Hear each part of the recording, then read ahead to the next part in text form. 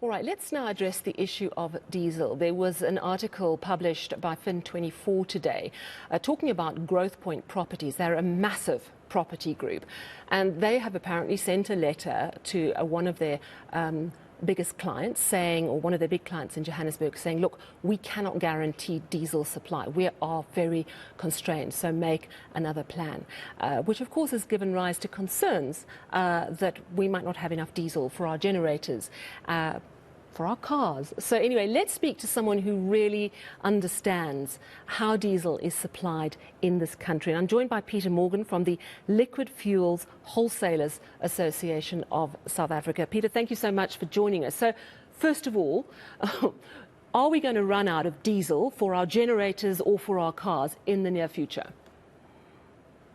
Sally, I think the simple answer to that question is no. However, whenever you talk about diesel or any fuel supply in the country, we really need to look at it in three areas: location, the product feed, and the date of any pricing change. I mean, if you understand there's a difference between what's going on in the coast and that's what's going on inland. In the coast, we don't have refineries anymore like we used to, so it's all being imported. There's always a risk with imports when you don't have refineries that there's something that goes wrong with the vessels, the shipping vessels that bring it in. If you understand that to get it from the coast inland, you either bring it on the pipeline from Joburg, from Durban into Johannesburg, or you've got to bring it by truck because the rail is very erratic at the moment. And then, of course, there's a price change next week. And sometimes we find some funny behaviors happening sort of Friday, Saturday, Sunday before the price change weekend. So perhaps to answer your question directly, do you know which particular area that this article is making reference to? It was talking about a Johannesburg company had been sent a letter by Growth Point, according to the Fin24 article. And just for clarity, I'm going to quote directly from that article. Apparently, they said, our resources are stretched to their limits. Our diesel providers have exhausted their diesel supply. We kindly request you make your own contingency plans. That is from the Fin24 article, quoting that letter sent apparently by Growth Point to one of its sites in Johannesburg. Okay, now that actually introduces a whole new discussion, because there's really two types of fuel supply in the country at the moment. If you look at the fuel supply in the urban areas, it's done by the oil majors. And if you look at all the non-urban areas, it's done by independent wholesalers. And we don't have the time to discuss it tonight, but that's all about averaging in the current fuel pricing mechanisms and all that sort of thing. So if it's somebody like Growth Point, it's coming through a third party, which means it could be one of two things. It could be that the supplier who has the product is either a refiner and an importer. They might be sitting on it until Tuesday afternoon before they deliver it, because then it's invoiced at the new price.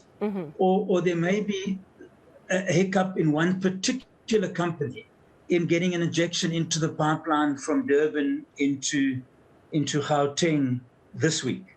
I know that we had discussions on Wednesday that said there was a problem with one particular oil company, but that the pipeline would address that tomorrow, that the pipeline would run tomorrow.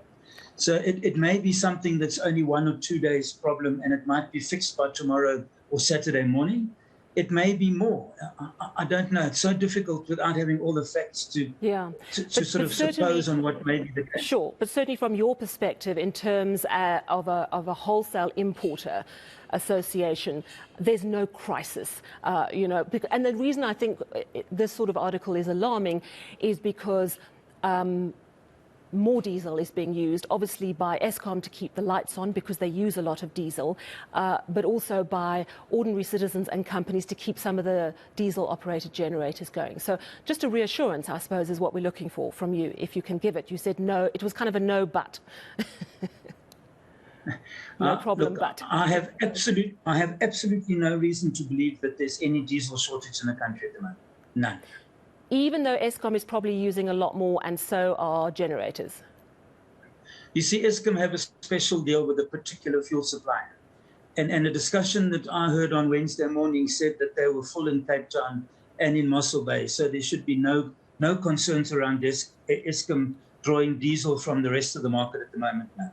All right. A last question. Not sure if you'll be able to answer. Do you have any inside track on how much diesel might go up by next week? Yeah, look, we do know that there's under recoveries that are published every day.